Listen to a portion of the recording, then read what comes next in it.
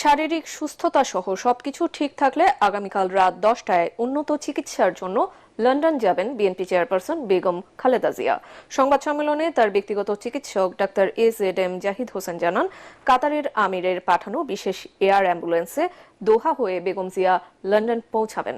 সেখান থেকে তাকে সরাসরি যুক্তরাজ্যের লন্ডন ক্লিনিক হাসপাতালে নেওয়া হবে। সেখানকার চিকিৎসকদের পরামর্শ অনুযায়ী পরবর্তী ব্যবস্থা নেওয়া হবে। বিস্তারিত থাকছে কামরুজ্জামান রাজীবের রিপোর্টে। সবকিছু ঠিকঠাক থাকলে মঙ্গলবার রাতেই উন্নত চিকিৎসার জন্য লন্ডন যাচ্ছেন বিএনপি চেয়ারপারসন বেগম খালেদা জিয়া। সব জল্পনা কল্পনার অবসান ঘটিয়ে কাতারের আমিরের এয়ার অ্যাম্বুলেন্সে রওনা হবেন তিনি। চেয়ারপারসনের গুলশান কার্যালয়ে সংবাদ সম্মেলনে তার ব্যক্তিগত চিকিৎসক ডাক্তার AZM জাহিদ হোসেন জানান, শারীরিক স্থিতিশীল